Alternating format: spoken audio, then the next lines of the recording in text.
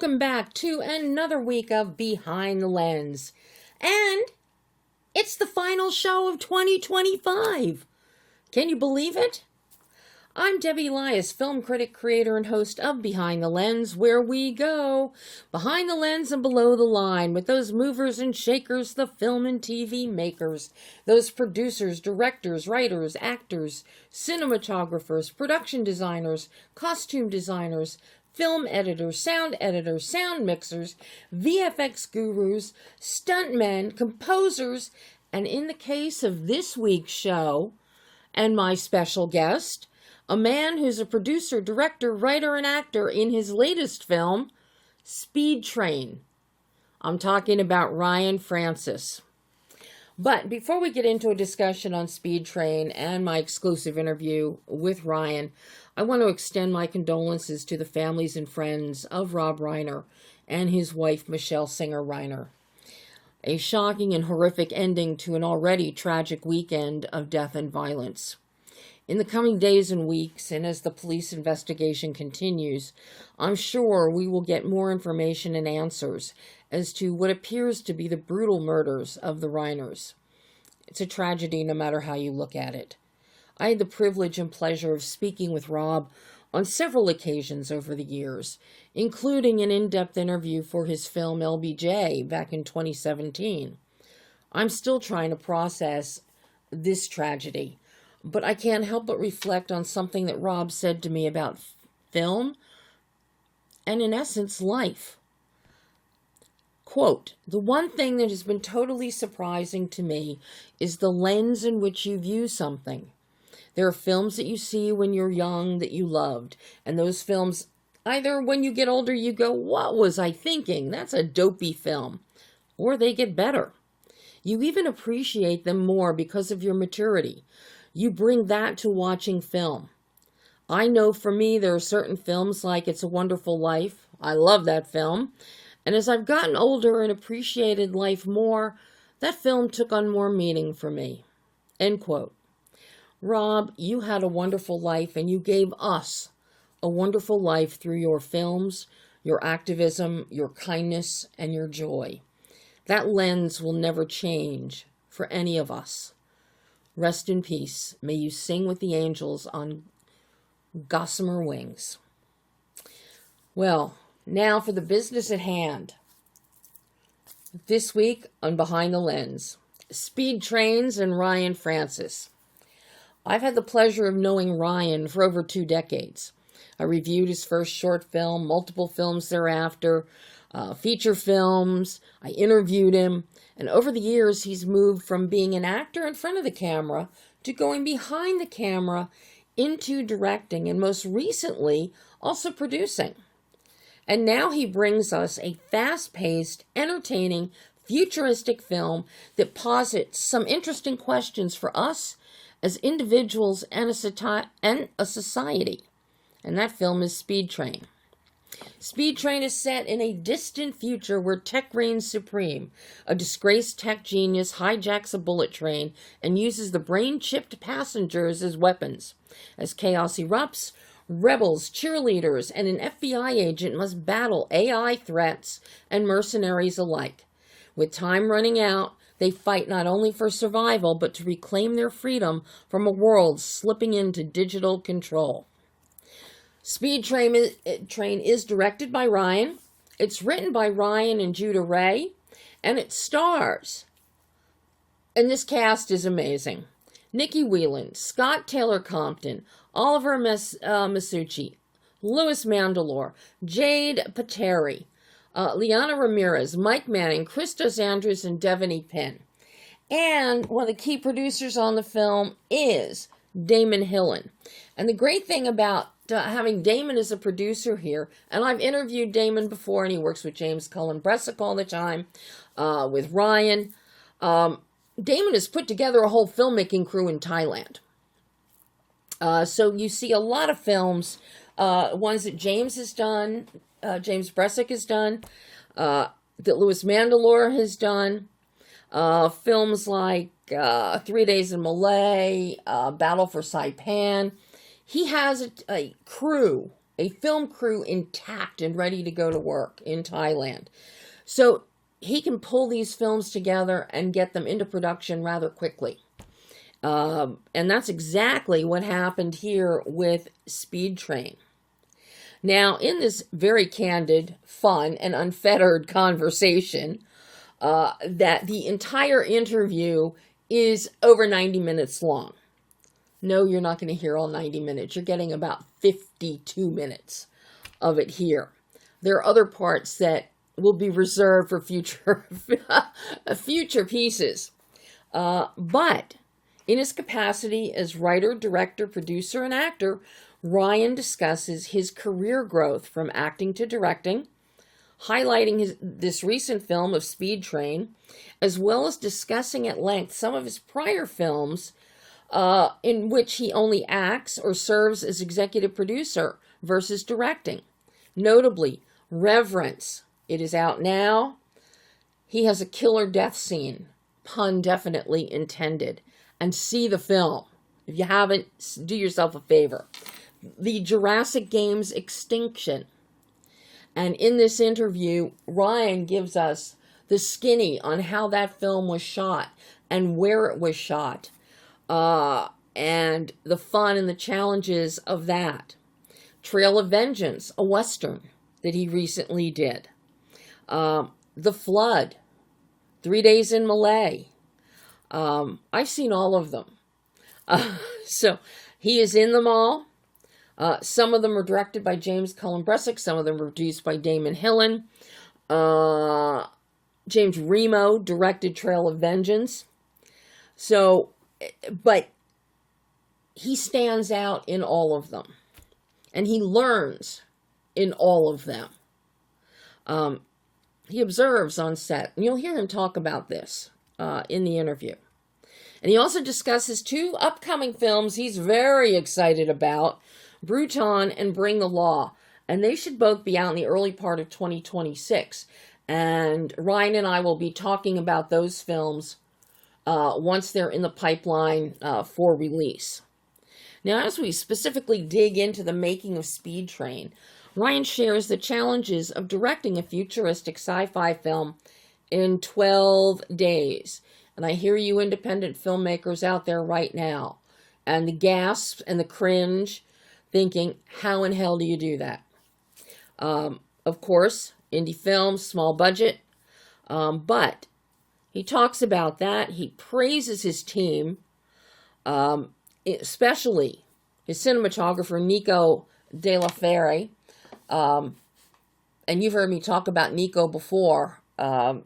He was the DP for Ernesto Espinosa on Diablo, as well as with Christian Sesma on his amazing film, Into the Deep. So we get into that, as well as editor Austin Nordell. And a large portion of our conversation also discusses the film's themes of AI and human reliance on technology, which is something that plays a major role in Speed Train. An interesting aspect of our discussion also revolves around the challenges of the film industry today, as well as the importance of maintaining a passion for making movies and the need to bring audiences back to the theater experience. We had a long discussion on that, which will be its own separate chunk down the pike. But Ryan has he has doable ideas for making that happen, and it involves distributors, theater owners, and filmmakers. But, it can and should be done. Now, as I said, mind you, this is only a 50-plus minute portion of our interview. There's still more that we covered, but I'll have that for you at a later date, more than likely on BehindTheLensOnline.net. But for right now, here you go. Director, writer, actor, producer Ryan Francis talking all things Speed Train and more. Well, hello there, Ryan. Hey, Debbie, how are you? I'm fine. How are you? We're good. I'm happy to be talking to you. And, I was talking to my mom, too, because we were talking about the movies, and I told her I was getting ready to have this conversation with you. And I was like, it's just so cool because, like, she reviewed a movie that I did, like, 20 years ago. And I think you even did, like, you reviewed my first short film. And yep. So it's so cool. It's just so awesome. I'm so grateful to be just doing this. And I have seen, I think, probably 90% of everything you've done since Straight Into Darkness. Wow. And that was, 2004. So, oh my gosh, that's crazy. Yeah. Wow. And to see your growth, Ryan, as an actor and then moving into directing, it gives me such joy. Oh, thank you. Yeah, it's been so cool just like being able to, make a living in entertainment, doing what I love. I'm so grateful every day that, quite frankly, I've never had another job in my life. This is all I've done since I was 5 years old. And it's just such a dream come true. And, every day I pinch myself, really. It's just so cool. Well, I'm tickled beyond belief that here you and I are 21 years later, and we're both still around. I know, totally. And you've totally, like, leveled up as well. And, like, God, I can't believe how many movies you watch a year and then not just that, but review them, write on them, talk to the actors and directors. It's just like, I couldn't do it. It's so much. I see, no lie, and George Pinocchio could tell you this too. I see over 1,000, if not over 1,100 movies a year. No, I know. And then if you add that up for as long as you've been doing this, it's insane, Deb. Like I said, I could not do it. And I love movies, but gosh, you are something else. Yeah, this is my 44th year working as a critic, and I start my 45th year February 1st. Wow. So we're actually on almost exactly the same timeline because I started when I was 6, and I'm about to be 49 next month. So, 43 years. I'm just a couple of years behind you. Wow, look at us now. Look at us now. We have survived. And we have survived. And we're still here to even through the pandemic. You did it. I'm so happy for you. I love that you're still doing it, and you've leveled up, and like I said, you're doing the podcast now, and no, it's super cool. That's why I was just kind of getting giddy with my mom about it, because I'm like I've known Deb for she interviewed me over 20 years ago. It's and here we are doing it again. It's so cool. What I love is watching your growth, especially as an actor. You've been on a roll for quite a number of years now, through the pandemic with these films. And you got yourself hooked up with Damon and the whole little Thailand team. And Bresic, and then you've got Nico, who's your DP on this one, and you've got Austin, who's your editor. Yeah. So to see you directing a film with this Thailand team, of which you've been a part of, with 3 Days in Malay and Trail of Vengeance, and of course one of my favorites that Bresic did was The Flood. I love that one. Yeah, what's kind of funny is that actually turned into kind of like a mini hit. I had no idea, but Lionsgate said that they had, I think it made $5 or $6 million. It was I was like, really? They're like, yeah, people really, really had fun with it. And I'm like, okay, that's cool. Well, even Jurassic Games Extinction, I thought that was a lot of fun, and it was also very visually creative. Yeah, we literally filmed that inside a room that was maybe 1,000 square feet. Literally, all inside one room, all in front of an LED wall. The whole movie, every single frame of that is inside a 1,000 square foot room. Oh my God, Ryan. I know. That's why I was so impressed when I watched it, because I was there. And I remember when I first walked in, and I was like, okay, this is it? And he's like, yeah, we're filming the whole movie here. I was like, okay, dude, I'm just going to trust you, because what I'm looking at is a small room with a decent sized LED wall. That's all I'm seeing. He's like, nope, we got it. And I was like, okay, I'm going to trust you, Ryan. But yeah, so if you ever watch that movie again, think about the fact that we literally filmed it inside of a 1,000 square foot room in like, I don't know, maybe it was like 12, 13 days. So, oh my God. Yeah. But yeah, every single frame. I had so much fun watching that film, though, and it's because of the creativity that we're seeing. Yeah, really a nice blend. But to know it was shot just within that 1,000 square feet, that's amazing. And it makes you think a little bit different about it too. Like, because I remember when I watched, I was going, "Oh my God, I can't believe what they did! Like, we shot this in a tiny room, like with like a 6-member crew." You know, a handful of actors. It's so funny. No, it's cool. Then I had to reach out to you the other week after seeing Reverence, because I was so blown away by your performance and that death scene in Reverence. Gosh, the screwdriver. Ryan, that was... Oh my gosh. Yeah, that was... that floor was freezing, and I was, like, literally really choking on that, like, fake blood. It was kind of a tough scene, I got to say, because it was, like, late at night. It was, like, one of our last scenes.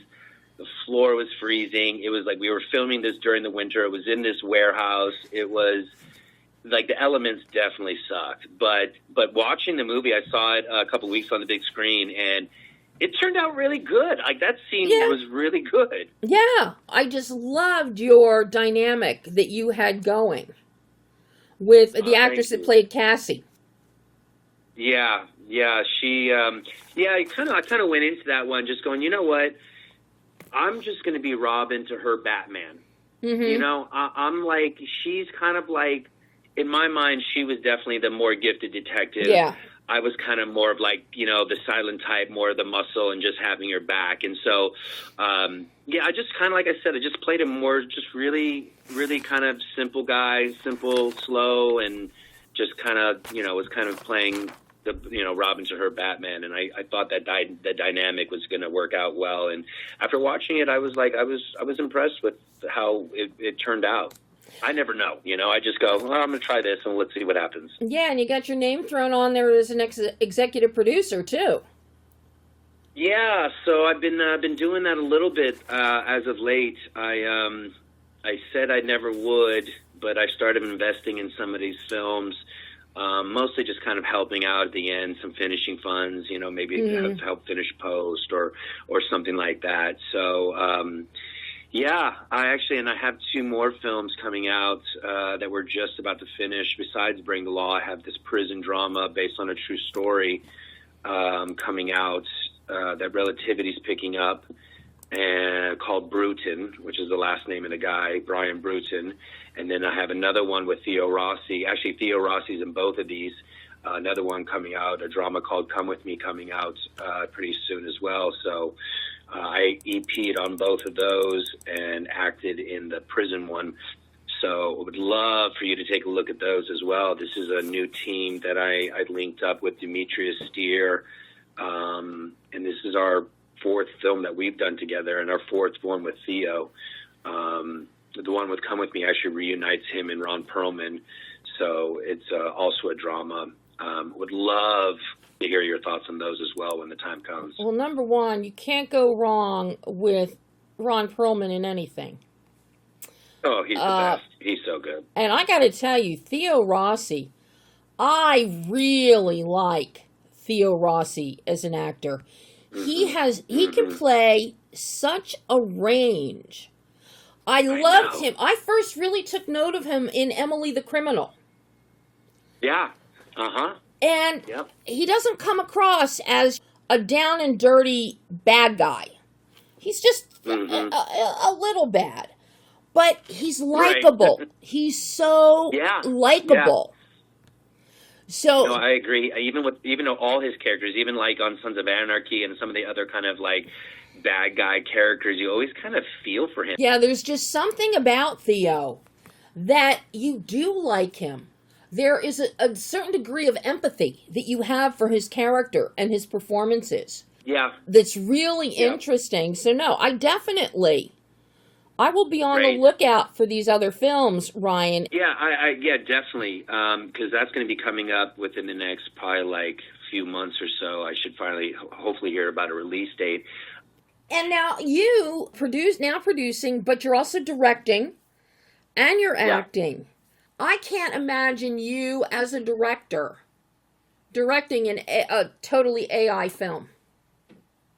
Well, I mean, no. And as you see, this movie that I wrote with Speed Train, talking about the AI and kind of showing a little bit about like how scary this can become. Yep. Like it's already been in my head that like, I mean, even like, we go back to Terminator, right? Or like, any of these like sci-fi movies that talk about like the future AI stuff,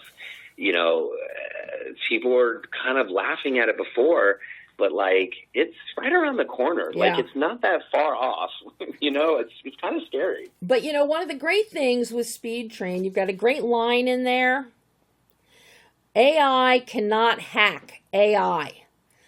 That line is so powerful. And not just in terms of the film. Because, yes, we need humans to defeat what is happening. What Sinclair is doing. We need the human mind to be able to do it. So that one line just gobsmacked me. Yeah. I loved it. Yeah, no, that's my favorite. That's my favorite line in the whole movie too, as well, because it's so. It really hits. I mean, it's so true. Like, AI won't be able to do it. It's got to be us. Yeah.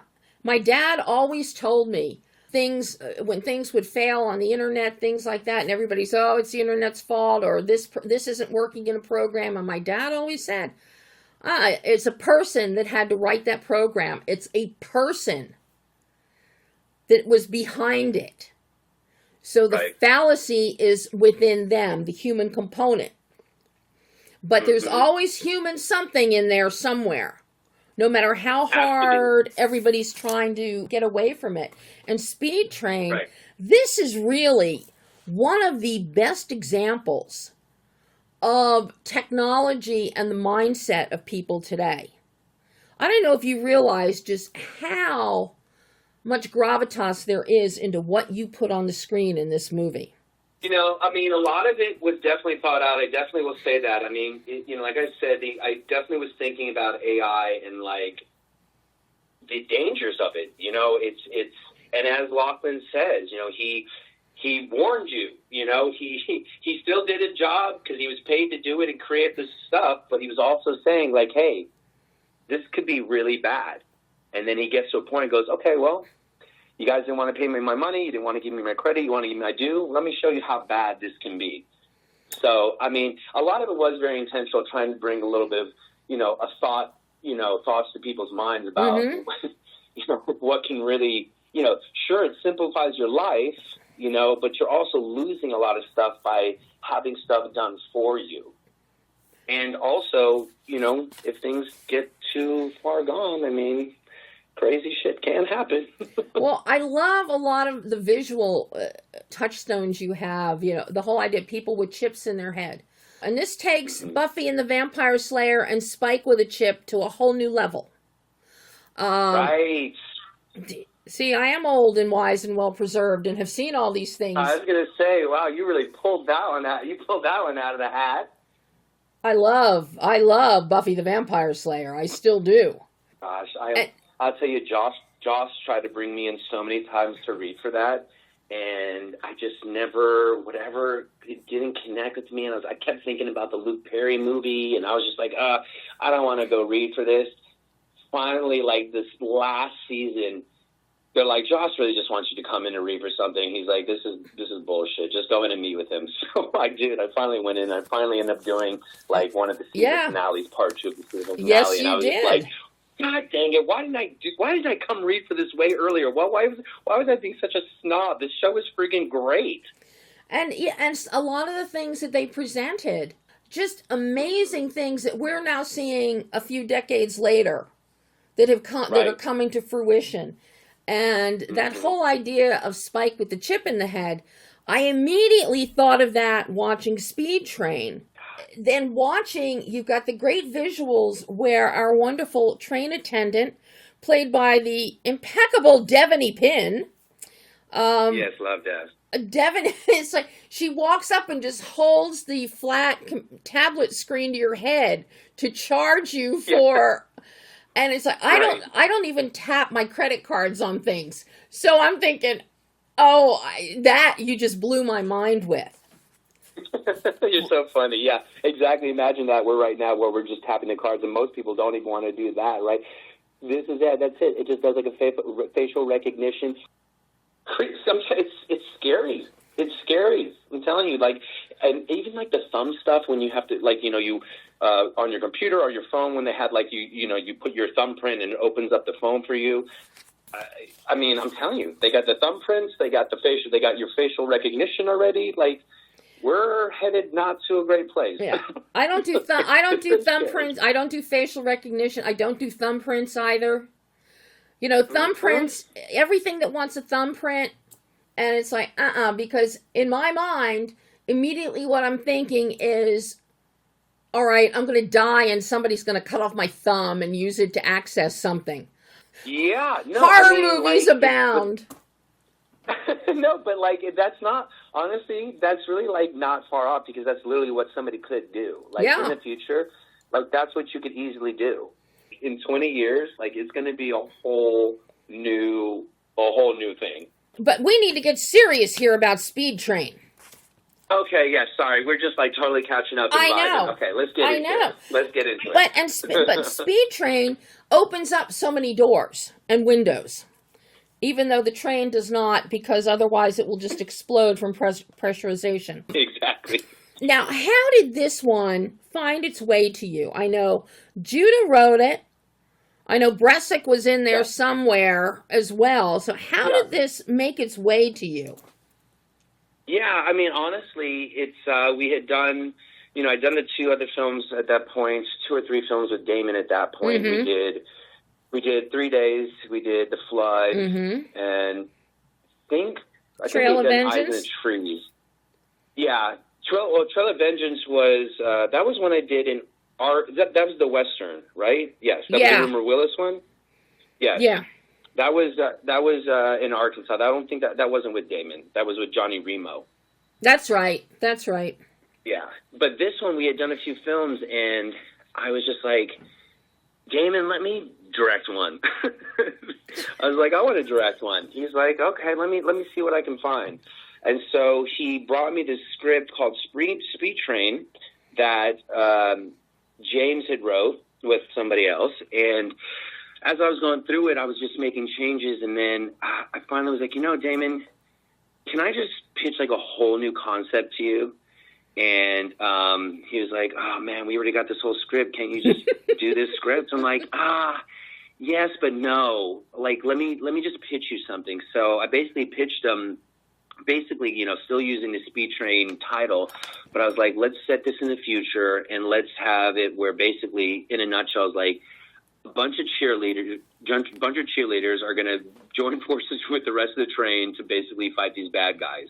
That was kind of like my pitch. He's like, oh, gosh, how long is this script going to take? He's like, I want to go do this now. I'm like, well, just give me like 30 days. So I wrote something in 30 days, and I sent it to him. And he's like, oh, man, this is pretty good. This is pretty good. All right, let's make this. But I want to send it to my buddy Judah. I want him to make a pass on it. I'm like, all right, yeah, that's great. I'm not really like a writer anyways. Like, let's get it to like someone who's actually a writer. So then Judah came in, and he put his mark on it, and we kind of collabed back and forth. And within the next that took us maybe a couple of weeks, and then by that point, we were basically just about ready to jump on a plane. So I already had written we had worked with Scout and Nikki before and Louie. So when I was writing it, I was already writing it with them in mind. Mm-hmm. And and then so that was kind of our core group was Scout, Nikki and Louie, and Thailand, and a train. And basically that's kind of what I wrote the script based on. I mean, James really just had written this original script called Speed Train, and Damon just loved the title and I guess had owned the rights to it. So, but I as much as I was enjoying James's script, it just wasn't, I don't know, I needed to just do something else. And so like I said, I pitched them the idea of, cheerleaders banding together with a bunch of the, other people on the train to, basically take down the bad guys. And then from there, just kind of got into the whole AI thing and, other characters that as along the way, I was writing for specific people like Mike Manning and, Christos. And so I just started kind of specifically writing for certain people. And, before I knew it, we were on a plane to Thailand and we shot this movie, I think in, I want to say 10 days, but maybe it was like 11 or 12. But I know it was like less than 2 weeks. I know that. I think it was like 2 5-day weeks. And then I think 2 days after that. So I think it was honestly, I think it was like 12 days that we shot this futuristic sci-fi film and with all these fights and all these actors. And I still don't know. It was like a blur. I don't even know how we did it, but we managed to do it. And it turned into like a, really kind of fun movie.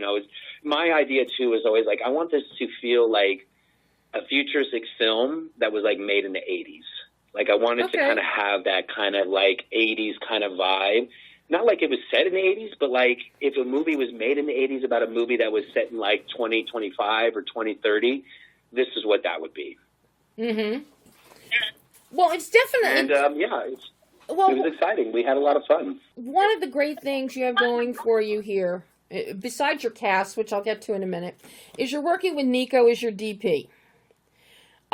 Nico can shoot anything. And, I mean, he has been DP... with you as an actor before. So it's amazing. So you're working in one of the challenging things here is you're working in close quarters. Because the train car is roughly 6 feet across? Yeah, I mean it was it was probably about, I think it was 6 to 8 feet wide and like probably like 15 feet long. Like and that's maybe even stretching it. But the thing was, even before I shot it with Damon, I said, look, Nico has to shoot this. We have to have Nico do this for like so many reasons. It's action, it's tight quarters, it's going to be handheld. Like I need a workhorse. I need a guy that knows how to really do everything. And so he was like, all right, let me just check his availability. And quite frankly, he was working on something at the time. And we literally had to... this is terrible, but we literally shut down the other film. I don't even know how Damon did it. To get Nico. Wow. Because, again, it was only going to be for, like, I think, like I said, it's like 12-day shoot. Right. And I think something was also going on with that other film. It wasn't like they were a smooth production and then we literally halted them. Something was going on, but low, and like I don't even know if you can put this out there, but yeah, we literally he somehow got that other film to shut down so that Nico could come play with us for like 2 weeks. Oh my God! Well, I'm glad that Damon pulled that off because I can't see this film being made without Nico there, given the disciplines. Right. So I'm curious, what your conversations with Nico to come up with the visual grammar for this film.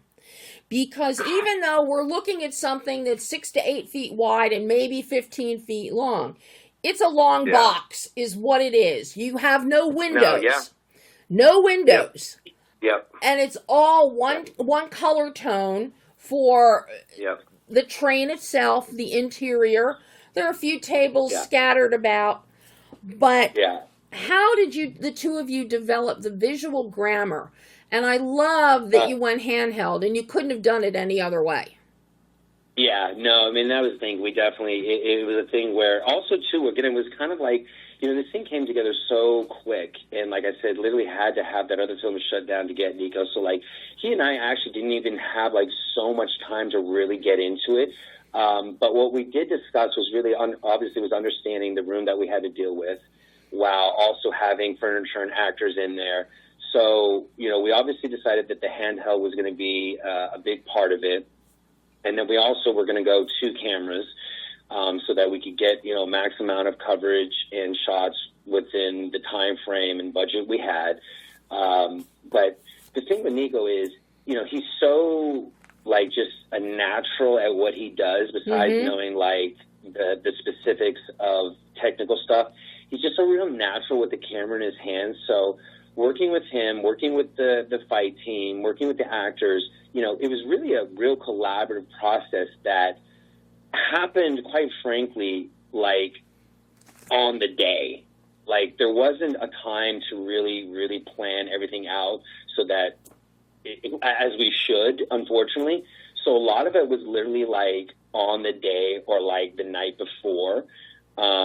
So it wasn't easy, I'll tell you that. But Nico is Nico. And like once he gets his camera in his hands and gets an idea of what I want, I just let him flow. I just let him do his thing, you know. And a lot of times he'll just, sometimes he won't even listen to me. He'll just be doing his own thing. And I was like, Nico. And then I'll watch him like, good job. Yes. Well, I'm getting ready to yell at him. And I'm like, Nico, that's not what okay, no, that's great. Nico is very nimble. He's very nimble. And he can see things. I mean, he did this. I talked to Ernie Espinosa about him because he was DP for Ernie on Diablo. And also Christian Sesma on the fantastic film Into the Deep. Yeah. And that's, everybody is like, Nico sees what isn't there. So he knows how to capture what isn't there and bring it to the light. And I'm telling you, and like, you know, his English is fine, but it's not his first language. Right. You know what I'm saying? He's Italian, he's in Thailand, and we're speaking English. So, look, it's not that he can't speak English, okay, but it's not, you know, it's not as fluid as you would think. Yeah. So there's that. But like I said, Nico's just such a natural that, like, he'll just start doing something, and at first you're like, Nico, no, oh, yes. you're like, what are you, yes, that's great. That's fine. I don't know what I was thinking. You're right. How challenging, because you have some great hand-to-hand combat sequences happening here. How challenging was the stunt work here? Because, again, you have a limited space, but some of these moves, and as you're passing off from person to person, and you've got Scout and Nikki in there, as well as Jade and Liana. Yeah. So this is very complex. So obviously you weren't doing any oneers. This had to be pieced. Yeah, it was. No, it definitely was. But the good thing about those gals is that, like, even before, like, I knew who I was hiring. So I knew that they would be up to it. I knew they could do it. So that was already there. I knew that. Although Jade wasn't really trained, and neither was Scout. Nikki had done some training, and Liana had done some training. I just knew that they were athletic enough, and they had done stuff before that they'd be able to handle it. But having, again, the language barrier out in Thailand, you know, and not having enough time to really, like, rehearse, it was really difficult. Like I said, a lot of the stuff was on the fly, in the moment. You know, trust me, the girls were not happy about it because they didn't really have a lot of time to train, didn't have a lot of time to go through all the moves. But they friggin' did it. And, like, there's no wire work. A lot of the stuff was broken up, but a lot of it was also cut like that. A lot of it is a lot of one stuff. It wasn't as broken up as you may think. No, these girls really did it. I mean, you know, that even that move where, like, Liana jumps off of, like, Jade's back to do that, like, roundhouse kick to Ego's face. Like, I mean, that stuff was literally just, like, thought up in that moment. Like, there was no pre-rehearsal for that other than, like, a blocking rehearsal. Like, I'm telling you, these girls, they just were just awesome. We didn't really have a lot of time to do any kind of training. And like I said, the language barrier was a tough thing. We ended up actually having an American choreograph guy come out as well. But then there was, like, that dynamic of, like, what he wanted to do, what the Thai team wanted to do, what the girls wanted to do. It was tough. It was really tough. But again, having a guy like Nico, having these girls that are super professional, like, I really leaned on those guys to really just, trusting them to do what they do. But I'm telling you, it was difficult. We didn't have the time. So I'm glad it just turned out the way it did, to be honest. Well, and I have to tell you, the one move that you mentioned that Jade and Liana did, the fact that they were cheerleaders, that was like a typical cheerleader setup. So it flows, and it worked really, really well. And Thank you. I mean, that definitely was something that we mentioned, was that, like, look, and then there's also, like, that kind of cartwheel, like that double cartwheel. The cartwheel, yeah. Yeah. So that definitely was something that I told the choreographers when they were doing it and they were doing all the fight stuff. I'm like, these guys are cheerleaders, so any moves that they do, let's have it kind of based in that world. Yeah. It doesn't need to be, like, super, like, karate or taekwondo. I mean, it's just more of it should feel really cheerleader-like. So I'm glad that you picked up on it. You're so good, Deb. You really pick up on everything. You're such a cinephile. Like, if there ever was, like, they really need to put your picture in the dictionary for cinephile. You're something else, kid. I'm telling you. But I love the fact that you had cheerleaders, because also you break the cheerleader mold by having Heather be so damn smart. Mm-hmm. Yep. The character is so damn smart and tough, right? I mean, that's exactly it. I mean, it's not your typical cheerleader. Yeah, that was something as well. I didn't want them to just be like, "Oh, I'm so pretty and I can do backflips." Like, no, these girls are badass. They've got moves and they're smart. I just think it worked so well. But yeah, I love the cheerleading moves that are worked into the choreography for the girls. Works well. You break the stereotype of cheerleaders, and you have them being smart, super smart, just really well done. Now, I'm curious, did you have just one train car? Did you use a train car? Did you build this out? Because then you also have the prison. You also have the prison car. Right. Yes. So it's all hand built, all shot in the studio, all one location. Wow. Yeah, we built that cart. We built 3 carts and repurposed 2 of them to make a total of, I think, like 6. Mm-hmm. So we have the lounge, the lounge one, which was itself 1. Then we have cars 1, 2, and 3, which I believe we redid. So I think we only had 2 carts. 2 cars, one that was a lounge that didn't get repurposed. We had the one that repurposed for like 3 or 4 of them, and then we had the control room that served as a control room, and then I think it served as like a storage room when the mercenaries show up. Mm-hmm. So I think we only had like 3 or 4 carts that were like repurposed multiple times and redressed. And I have to compliment you on the prison car, and here again, Nico's work. And because of the fact that part of this is being viewed on video by these sick gambling people in the dark web, yeah, exactly. He gives us some beautiful fly-on-the-wall imagery, as if from a surveillance camera, and it works exceptionally well in the prison car. Which just... Yeah, totally. Just trying to open it up some more, right? Because just being so relegated to just, like, the one room and the one car that, we needed to kind of, just have some different views. I mean, there's no windows, right? There's no, you're not really seeing too much other than there. So having the chance to have the CCTV and have a different angle to kind of also have that detached, like, viewership as you would be one of the gamblers on the dark web, it kind of puts you in their shoes and what they were seeing. And this is a really interesting aspect of the film, the gamblers on the dark web, because you also had to shoot all of them as they were wearing their VR goggles. Yeah. So that they're doing the motions for the prisoners who have the chips in their heads.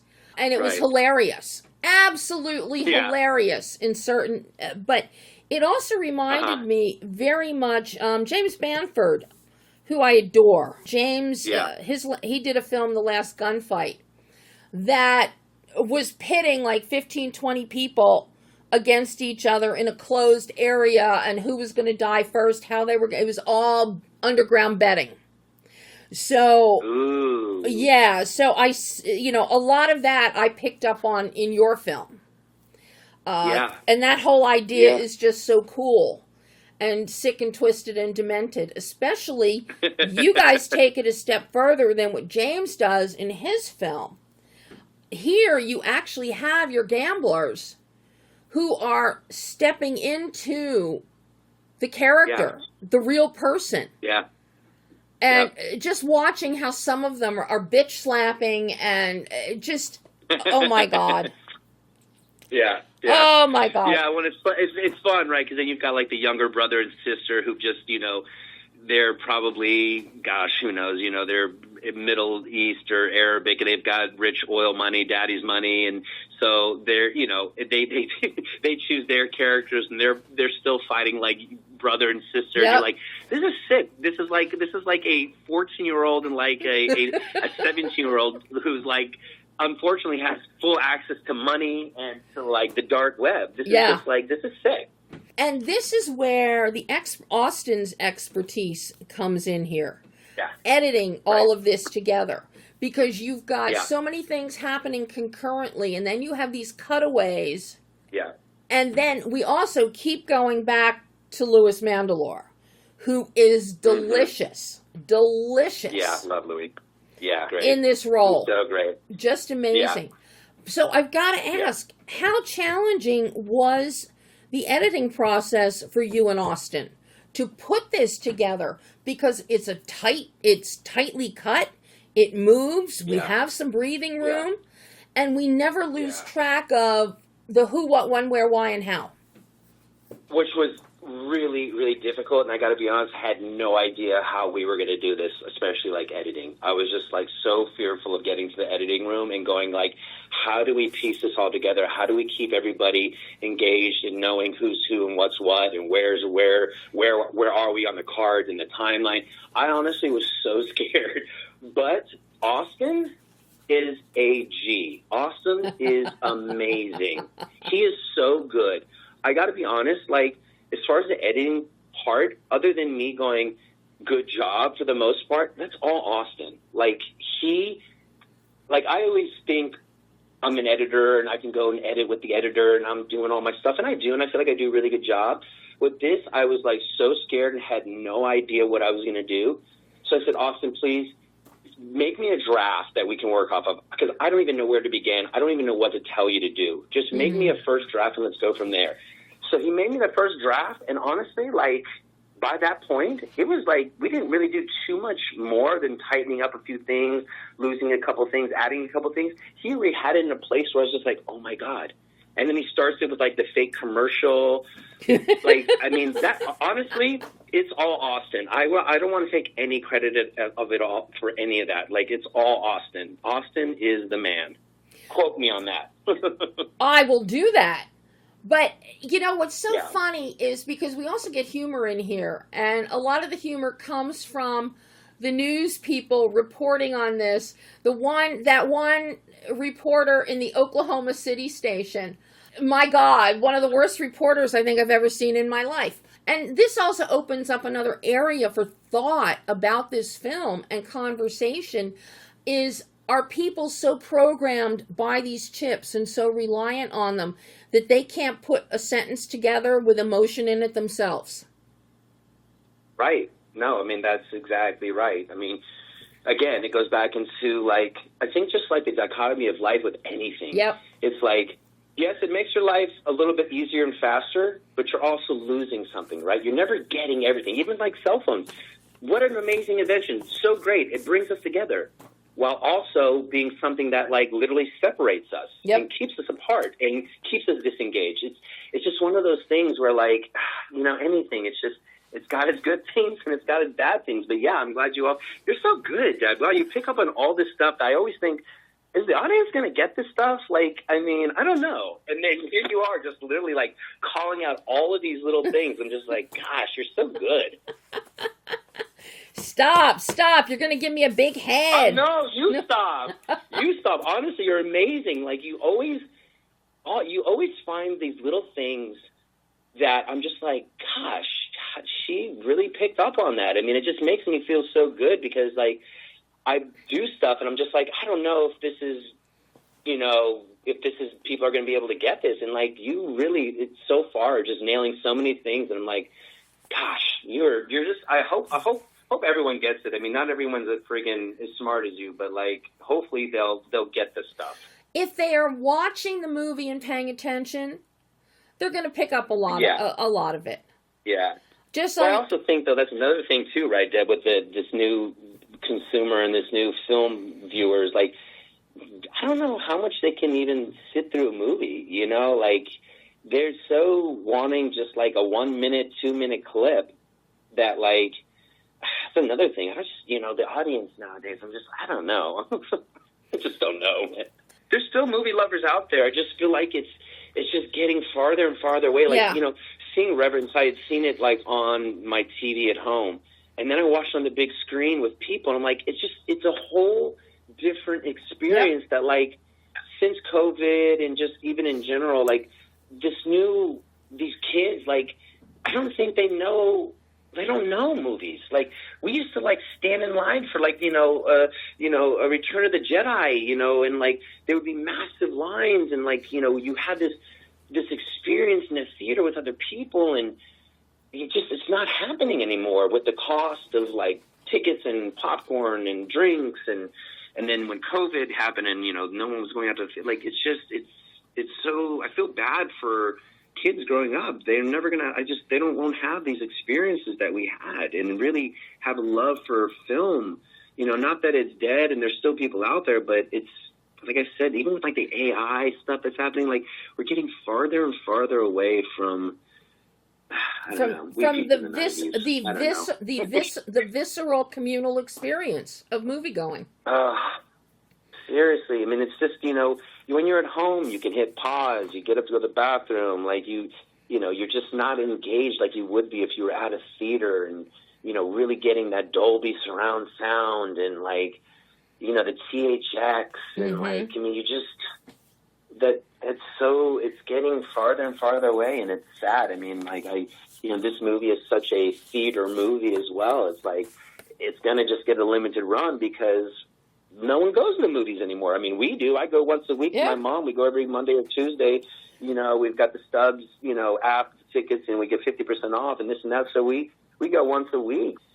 So I think once you get back in the seats and that becomes a thing that families, I mean, that's why, I mean, we did that we do it now, but I've been doing this my whole life where that's what me and my parents did. We would go at least see 1, 2, 3 movies a week on the weekend. That was like what we did. And we'd go with my parents, they had, their married couples friends, they would come and, like, that's what we did, and then we would talk about it on the way back to the car and on the way home, talking about the movie. Like, we need to get that experience back. Because it's a whole part of our history, our cinematic history, is the shared experience in the theater. And families being together, watching movies together, talking about them on the way home together. I think that's really going to connect and bring so much happiness and joy and family unity and discussions back to where it needs to be, instead of just, like I said, just, sitting at home. I mean, somehow we need to get butts back in seats. I don't know how we do it, but we need to do it somehow.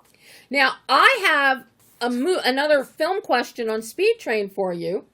Yeah. And it is your visual effects, because you do have visual effects happening here. Yes. How much of this did you storyboard out or plot out before you handed this off to Austin? At what point, how did the VFX work in this one? Yeah, I mean, that's one thing that was planned out. That's just probably the only thing that was planned out. We knew what we were getting into. We knew what we wanted. So a lot of that was,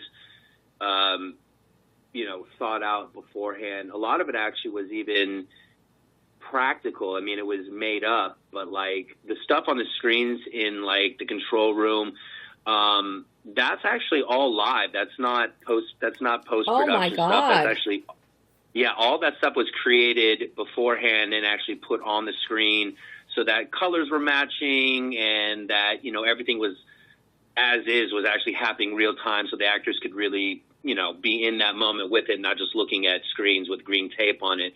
So, all that stuff was practical, other than, like, the stuff where Louis is, comes in after. That was pretty much the only stuff that was kind of added in after.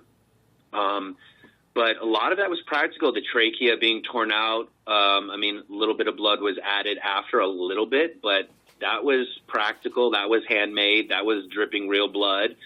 So a lot of that was, like I said, that's probably the only thing that was really kind of planned out. Wow. Yeah. So, this was such an ambitious project, Ryan. So at the end of the day, now that everybody is going to get to see the film and see the fruits of your labor and your handiwork, what did you learn about yourself as a director, as a filmmaker, in making Speed Train that you can now take forward into future films that you direct, and also that you're in as an actor? Has the direction of this film impacted your perspective as an actor? Yeah, I'd probably say that. I would probably say that to not be so ambitious. Actually, I really feel like we definitely bit off a lot, and again, making a futuristic sci-fi film with not a lot of money and even less time was probably not the smartest idea. So I don't know. I definitely learned a lot as far as like being able to handle working with. There was a day where I think we had like 100 people on set. Between actors and crew, which was a lot of people for an independent film. So I think the thing that I learned most was really just kind of, one, patience, and two, really kind of just trusting the people that you've hired to do what they do. I'm not the type of director or even a person who comes in and doesn't believe in collaboration or thinks they know everything. So definitely hiring the right people, really trusting them to do what they do, is definitely something that I will carry on to every other film that I do.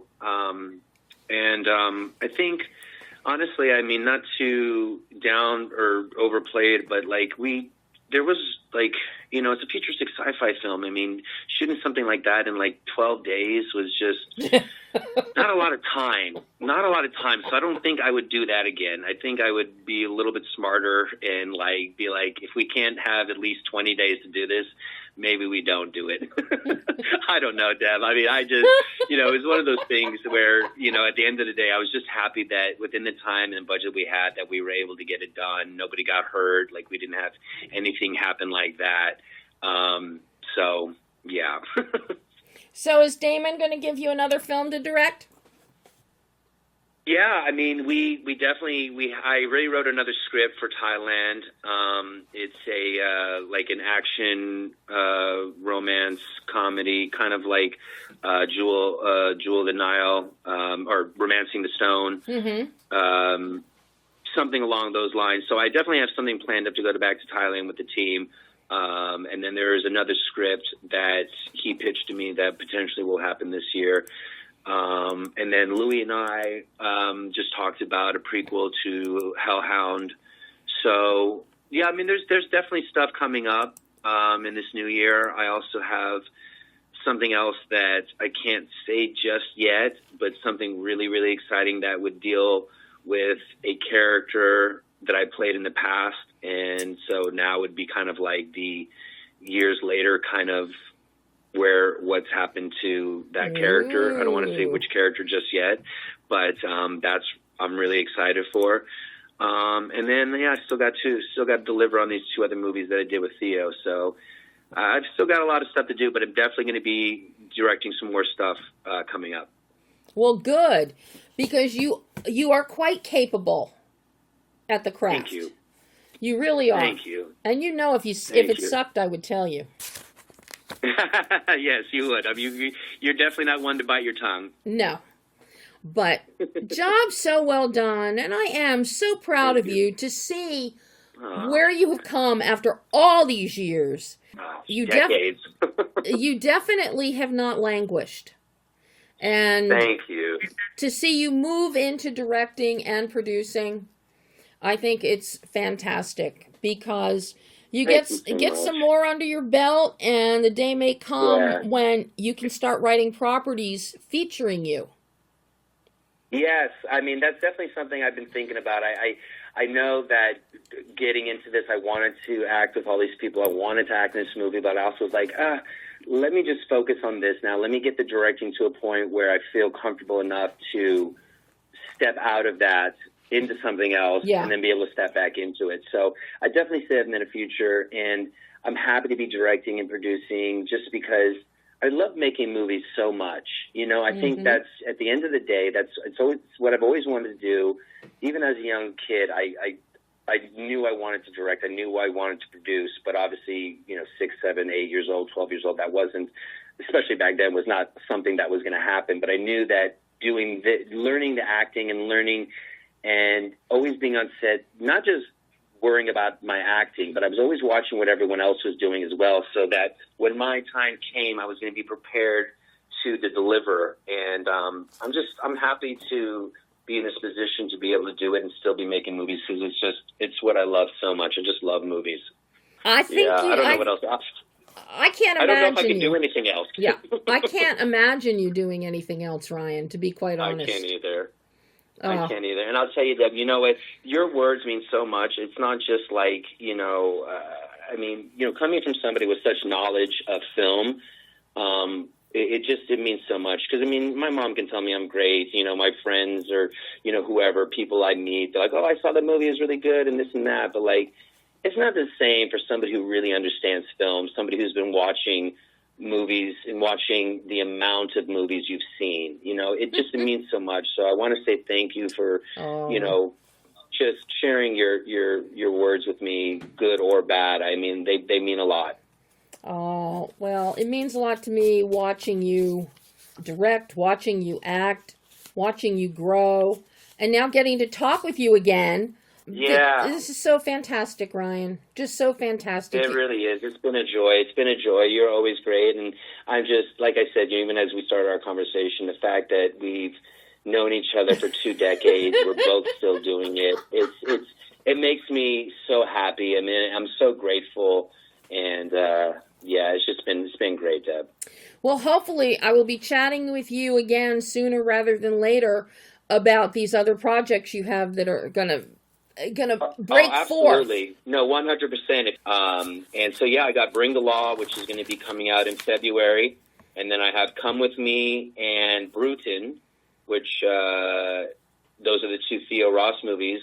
Those should be coming out sometime next year. We're inking with Relativity right now. So once I find out when and where, I will let you know for sure. Oh, please do. But in the meantime, you have been my best early Christmas present. Oh, you're the best, Deb. Thank you so much.